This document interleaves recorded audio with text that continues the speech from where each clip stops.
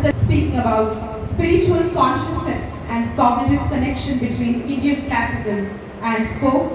Nishaant is a renowned Shrimadal and Pakhawat player.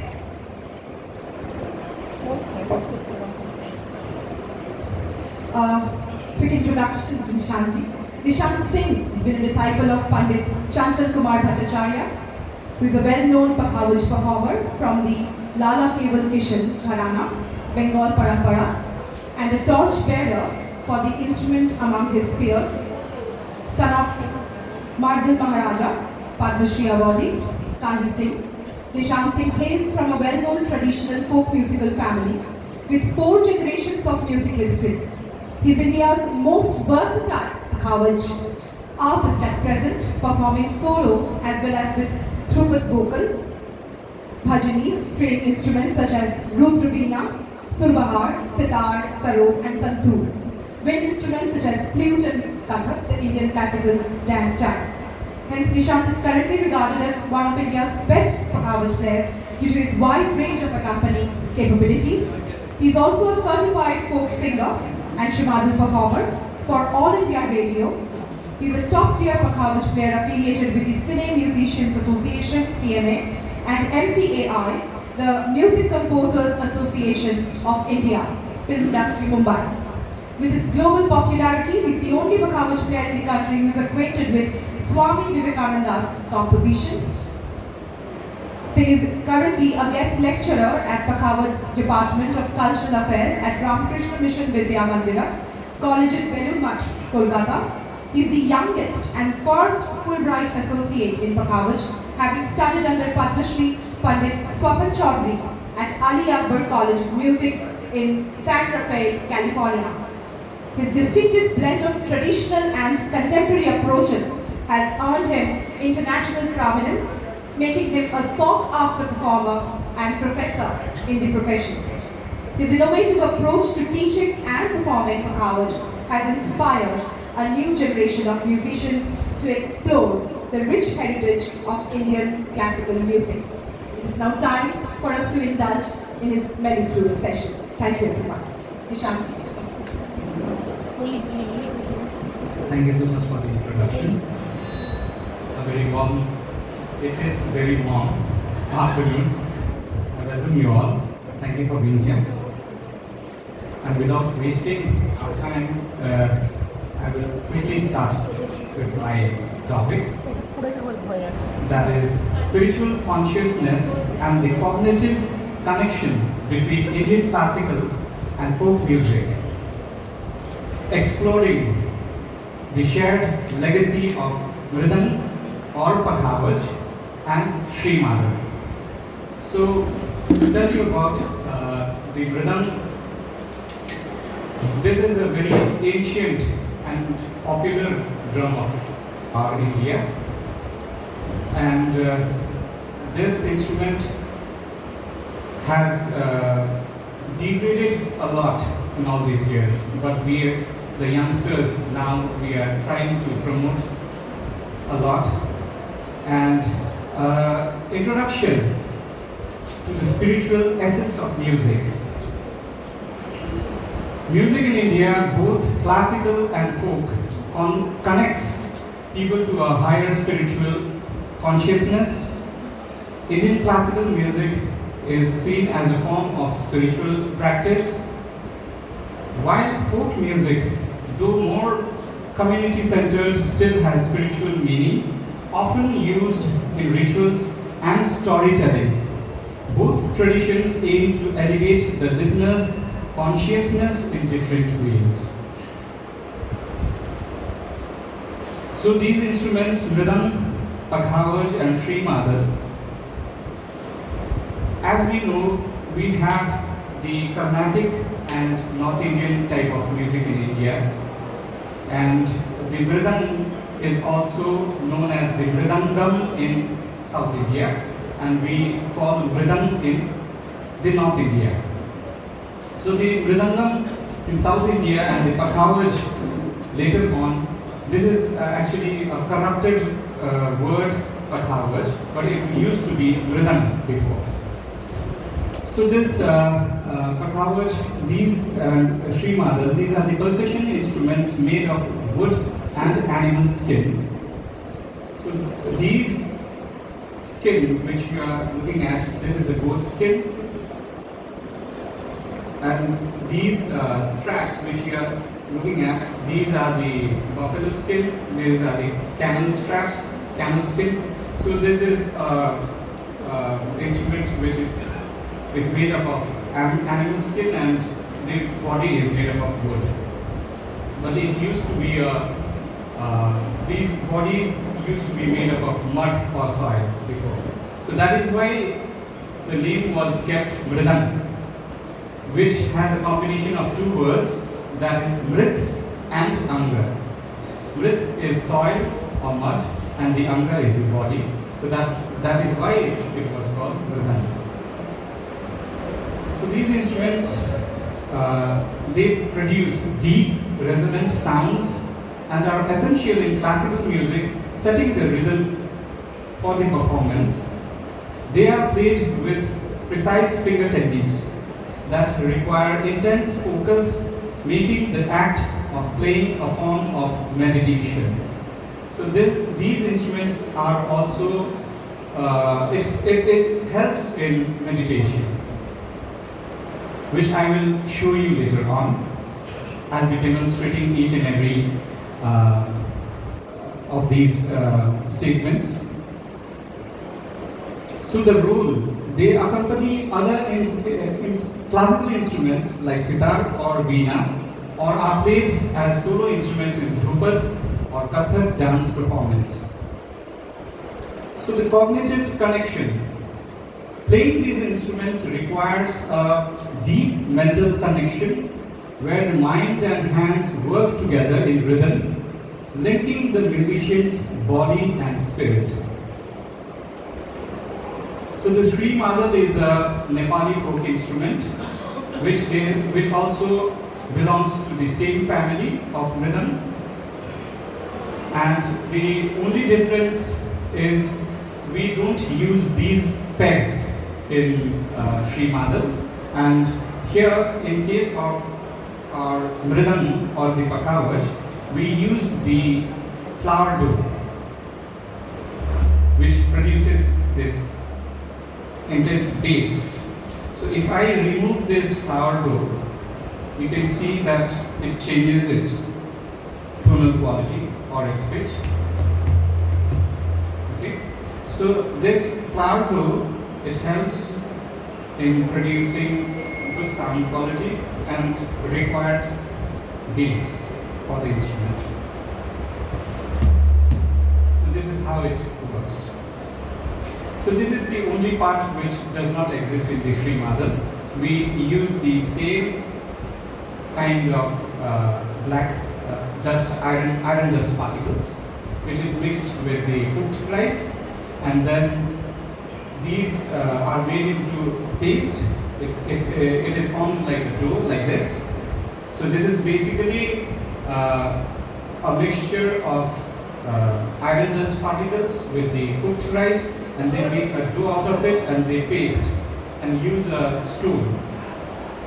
It's round in shape, and they start massaging this entire skin, and they start pasting each levels of this is known as the ga in Bengali and khari in Nepali.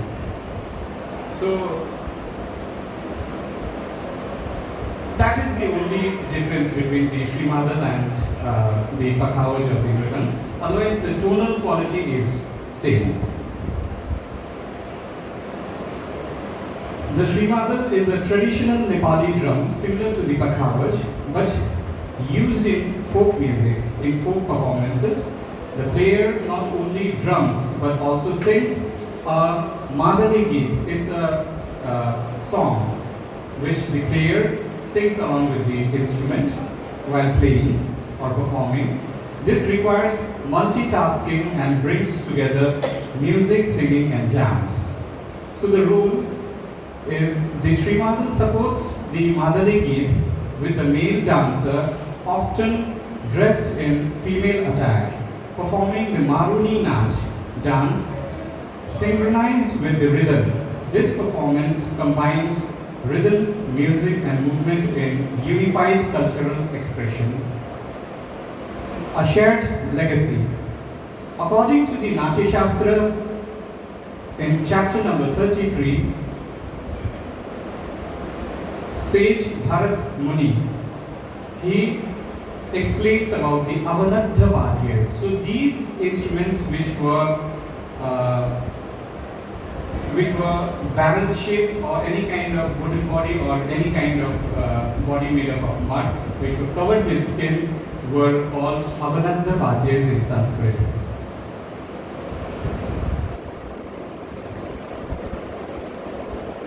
So the text explains the principles of music and dance and drama. In chapter number 33, it talks about Avanadha Vadyas, which are percussion instruments like drums that produce sound by striking a surface. The Mridang, Pakhavaj and Sri Madhav may come from different musical traditions, but they belong to the same family and share important qualities, rich sounds, rhythmic patterns, and a deep spiritual purpose. According to the Natya Shastra, these instruments help connect performers and the audiences to a higher level of consciousness, making them a bridge to the divine. Whether used in classical or folk settings, they all play a vital role in elevating human experiences through music. So talking about the evolution of Mridang, Pakhavaj or Sri Madhav, the Mridang is the ancient Indian percussion instrument deeply rooted in the traditions of Indian classical music. According to the Natya Shastra, an ancient text on performing arts attributed to the sage Bharat Muni, composed around 200 BCE to 200 CE, Lord Vishwakarma is said to have created 100 different kinds of rhythm in that period of time. So we get, according to the Natya Shastra, we get 100 different kinds of mridangas, which now when we see the dhol or the dholak or the tablas or any kind of, the drums which are barrel shaped, which are facing towards upwards to the sky, or those instruments which we hold it around our arms, these all were mridangas and were categorized in three different mridangas. So the barrel-shaped mridangas are called the ankik mridangas. So in Sanskrit, our laps are called anka. So the instrument which is kept on top of our laps or in front of our lap is the ankik mridanga, and the instrument which faces upwards to the sky is called the urdhvak mridanga, and the instrument which entangles the performer, or you are you are taking the instrument in your arms, is the alingya mridanga, where you are doing the alingan on the instrument, or the instrument alingan you. So these are the three different categories of the mridanga. So these Sri Madhav and the mridangas, these all fall into the category of ankik mridanga. So about the Pakhavaj, over time as artisans experimented with metals and woods to improve its design, the instrument was renamed Pakshavadya. So in Sanskrit, our shoulders and these hands are called Paksha. So these instruments were named Pakshavadya. So this word Pakhavaj has come from the Pakshavadya, and also it's a form of word which came from the medieval period. It was also called the Pak Awaz, which means Pavitra Awaz.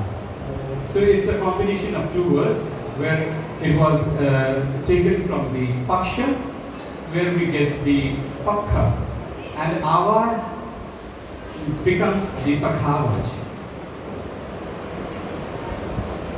About the Sri Madal, the word Sri is a respect given to the instrument, and the ancient name for Madal was Mardal, which comes from the period of Sangeet Ratnakar.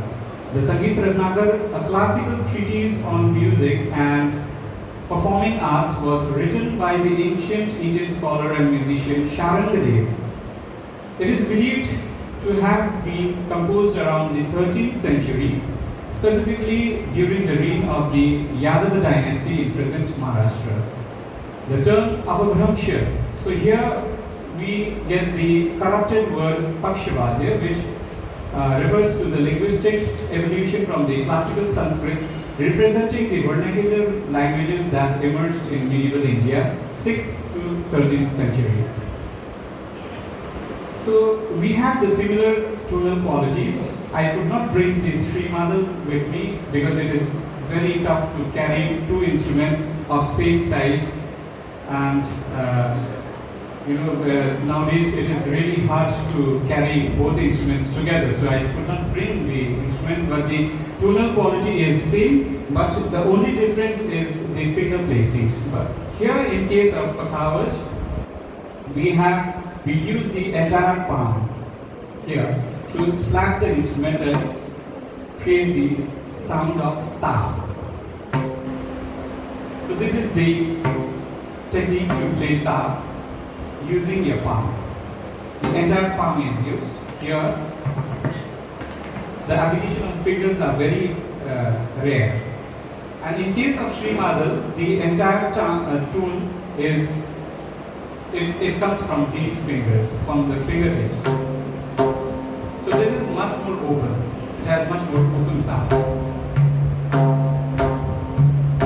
So this is only the difference where we get the tone here. It's a closed tonal quality, and here we get the open sound.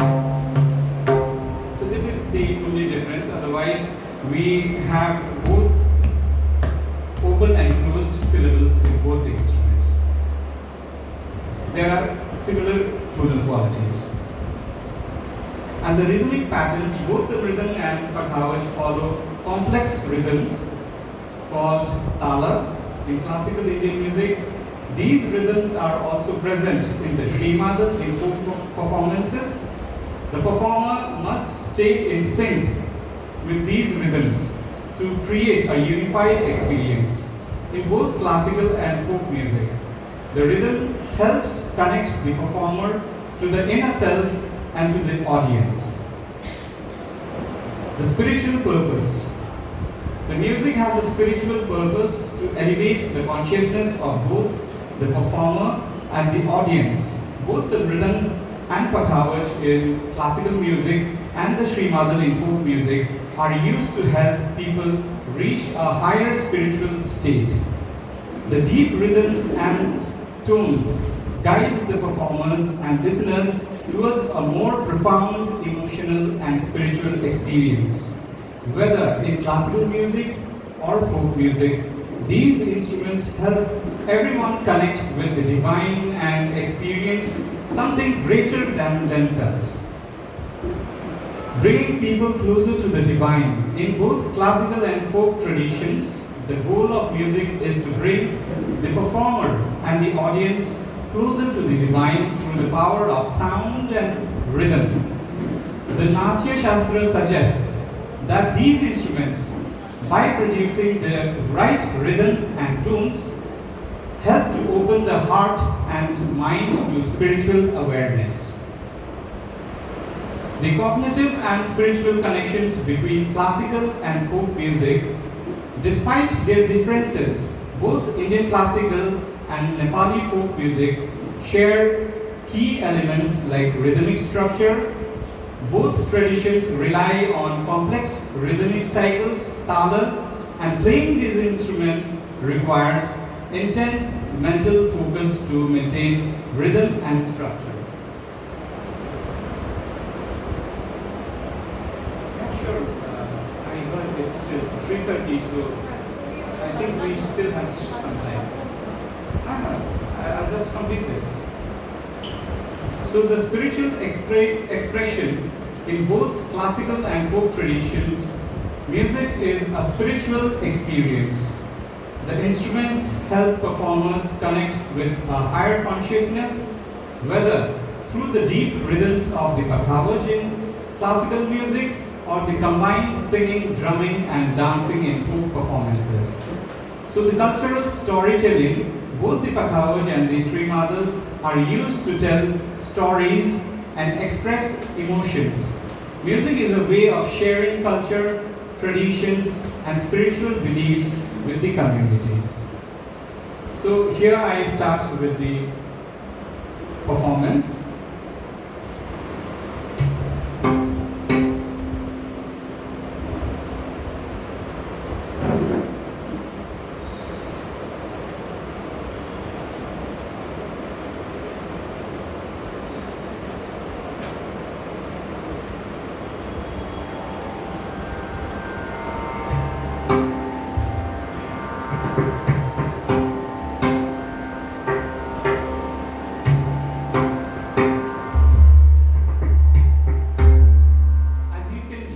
This sound itself is very peaceful.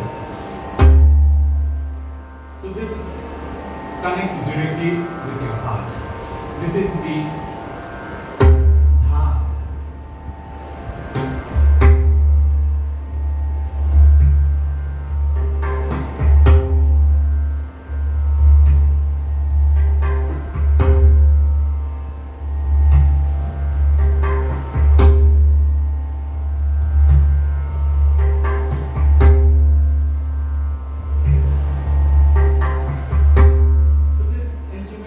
Speaks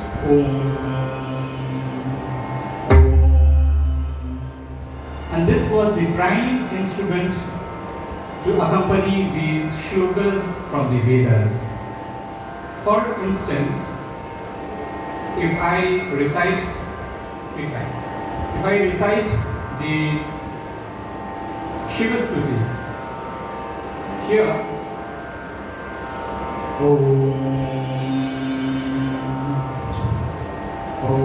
Omkaram bindu samyuktam nityam dhyayanti yogina kamadam mokshadam chaiva Omkaraya namo namah.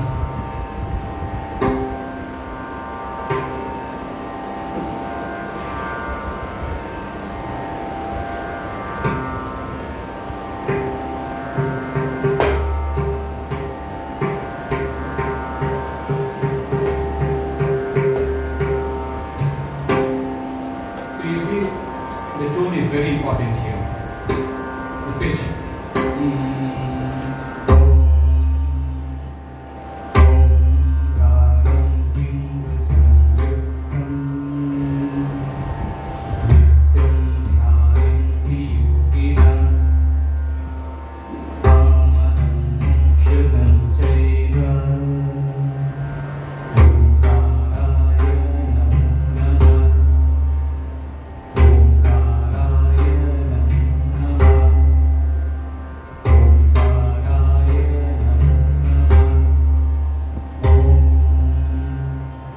So this was the prime instrument during the Vedic age, where this rhythm used to accompany the shlokas from the Vedas.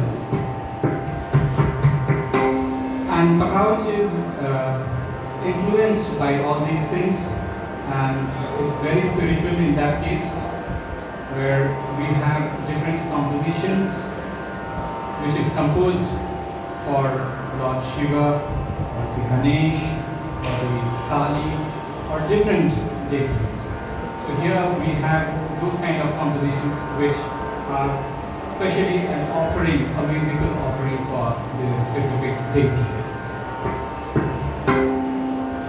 So I would like to recite the Shiva Paran, and the compositions are called Paran here in the case of Behar.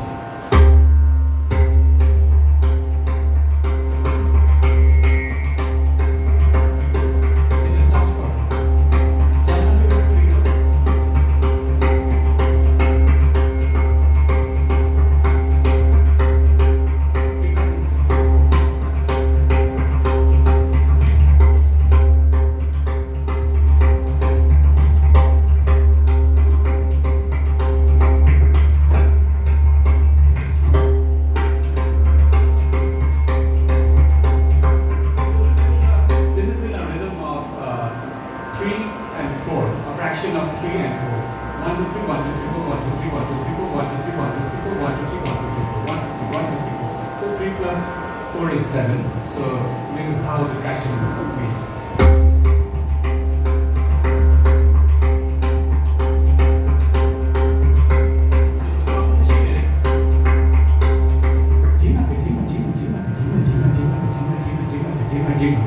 So the W, the sound of the W is dimma dimma dimma dimma dimma dimma dimma dimma dimma dimma dimma dimma dimma bajate damaru dhunna kete grantana ta ta ta ta ta ta thai thai bhag chandra jakami ganga karata har har bhasma anubhiga charana pahane nachati shiva ananda data dhagana dhagate dhagana dhagana dhagana dinne tagana ta kudu kudu kudu ta kudu kudu kudu ta kudu kudu Om Namah Shivaya. Om Namah Shivaya. Om Namah Shivaya. So this is how we offer our music to Lord Shiva.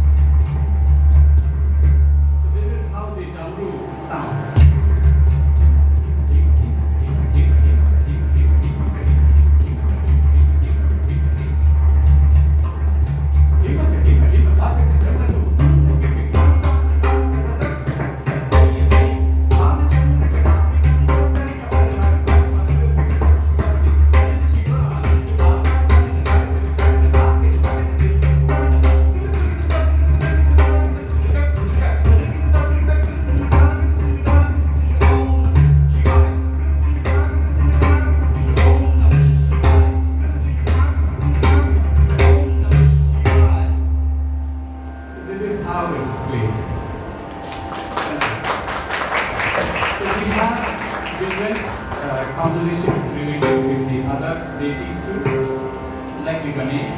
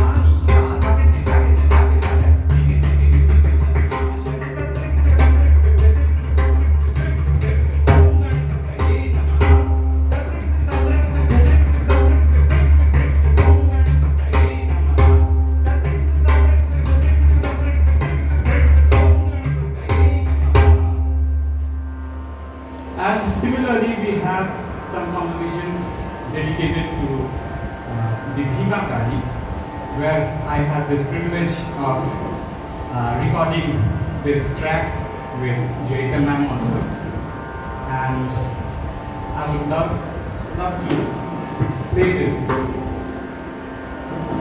We have recorded this in Shivalite, so I would love to share you this composition. Bhima Kali Jai Ma Lambe Jai Jai Janani Jai Jagadambe Mridanga Dhvani Suni. Sorry.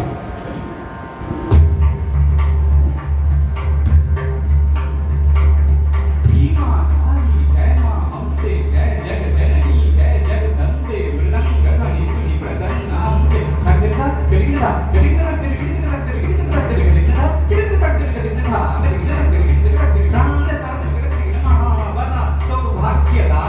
Adi Shakti Singha Vahini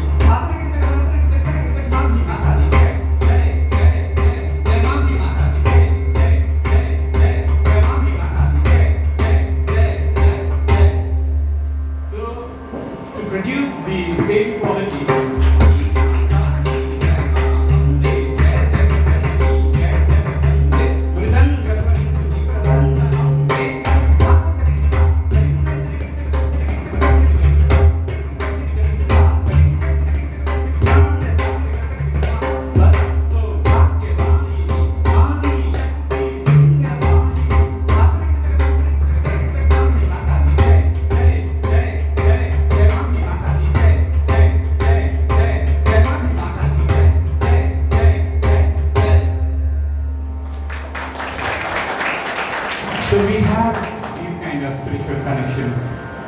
with the divine.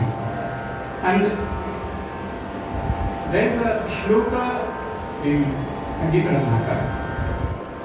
where it says, where Lec-Dem says, Veena Vadana Tattvajne Shruti Gyan Visharadaha Tavat Gasya Aprayasena Mokshagati Gachati. So he wants to tell that a person who plays the veena and has the gyan of Shruti definitely gets moksha, but the performer of a practitioner of the tala or a rhythmic instrument player directly gets the salvation or the moksha. So this is what it is written. Because these things are so intricate, these have these kind of complex rhythmic patterns where you have to deal with. So this is a kind of a spiritual connection which you can build, and this same kind of procedure is also followed in the folk music culture. So here, these are the techniques or the kind of presentations where we play for the Behar or the rhythm, but in the style of folk music. I would like to present a song because, as I told you, the Madal player, the Sri Madal player, plays the instrument and he has to sing along with the instrument. I'm not a good singer,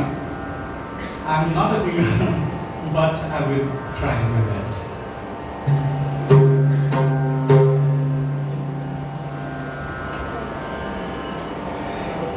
I'll stop this tanpura because the folk music has such kind of notes which will sound, Vivadi. They have a lot of Vivadi verse according to the Indian classical music. And I have a sore throat since this morning, so I'm not singing so well.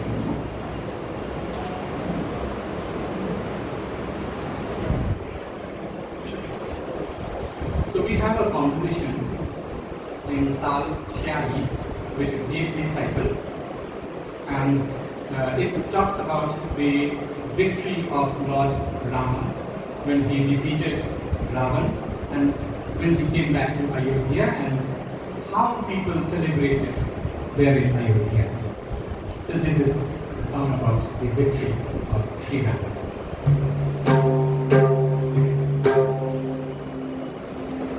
So the Sri Madal player will give an introduction which is called the Parichay. Please come inside.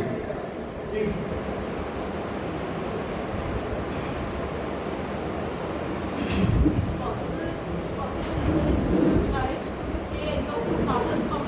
Yeah, this is my father's composition. See, this is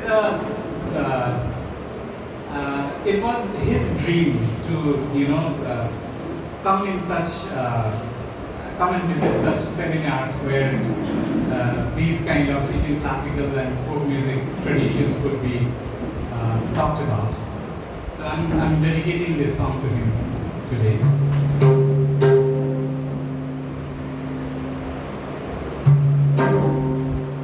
So this is called Parichay.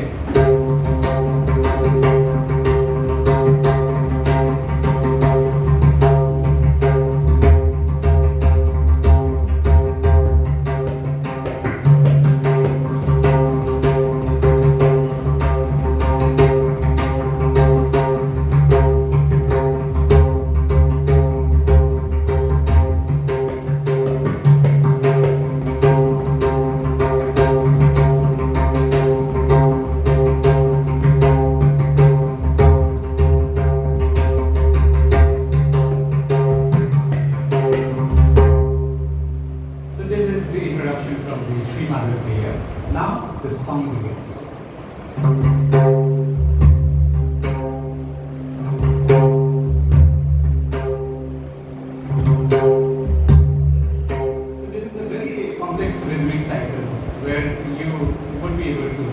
sung.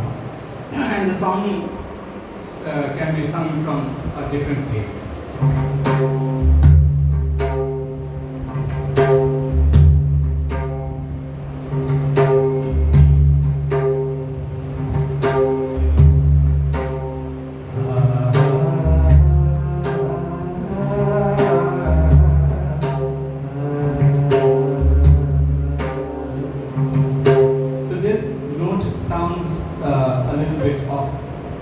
But these kind of songs were composed in these tunes.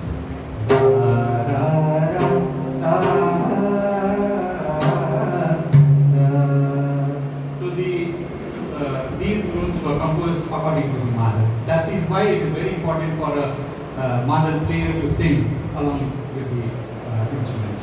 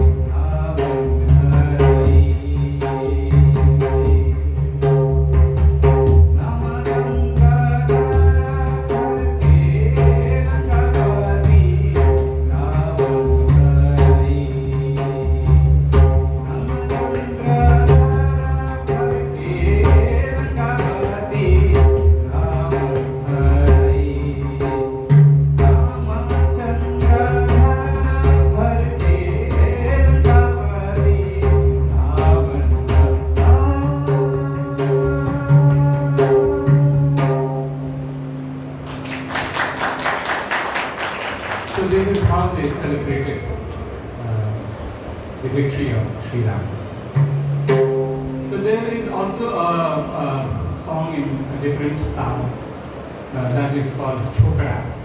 It's also a 8-beat cycle, not as a complex rhythmic pattern, and it is composed on the Radha Krishna Rasalila. So this is also my father's song.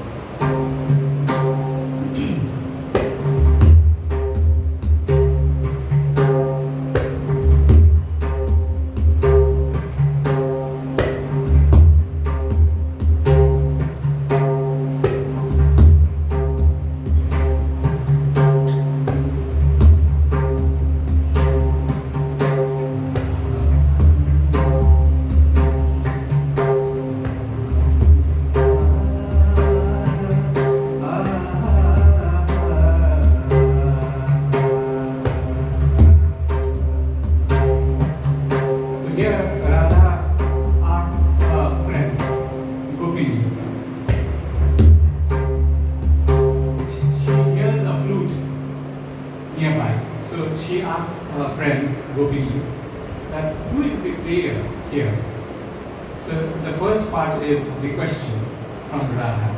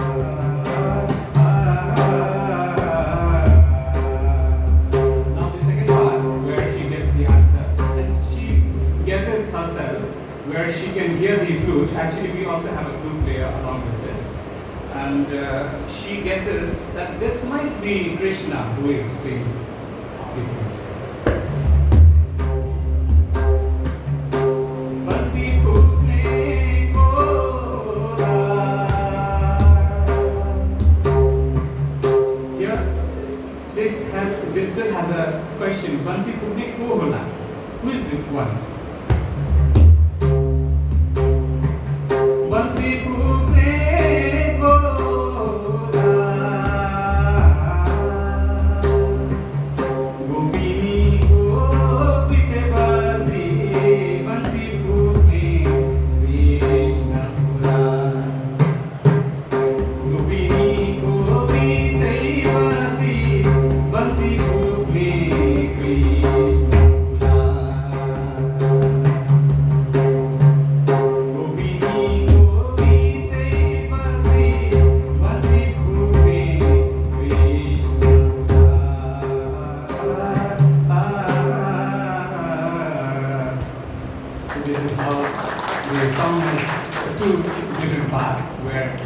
Radha is asking gopis about the flute player, and then at last she guesses that might be Krishna. So these are the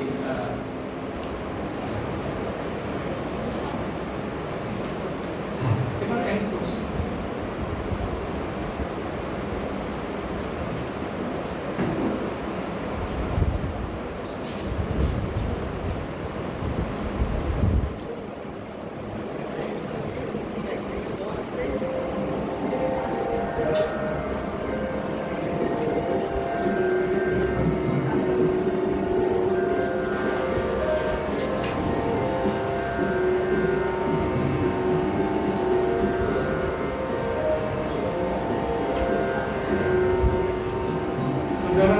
Things here which I would like to say, but these things are so vast and it's so deep that everything cannot be covered at a single moment. So I would like to play a little bit of Pakhavaj, if you would allow me to.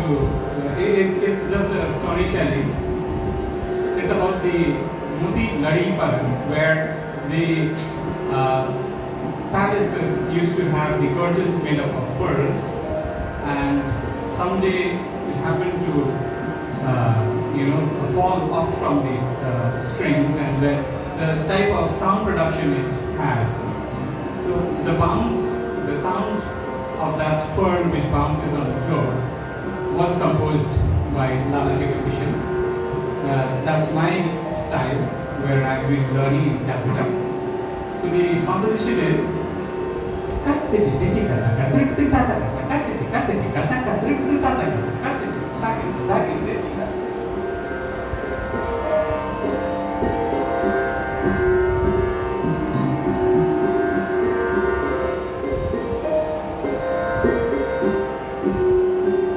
so this is the 12-beat cycle.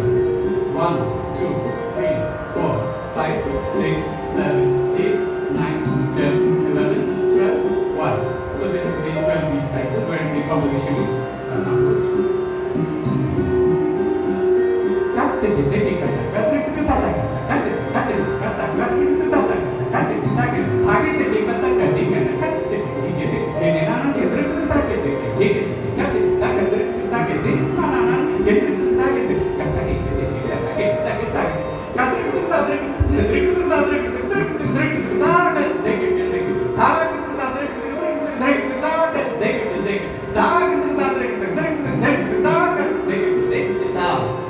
So these are the compositions when the birds bounce on the floor.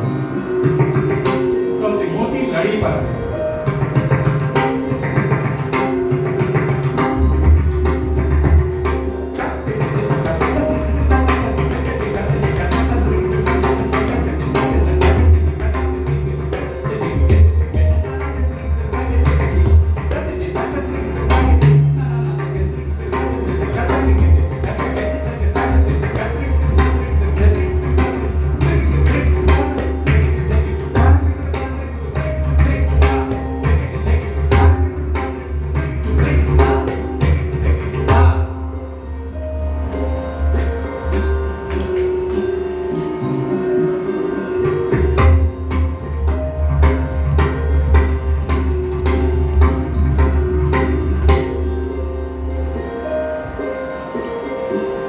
Combination of rainfall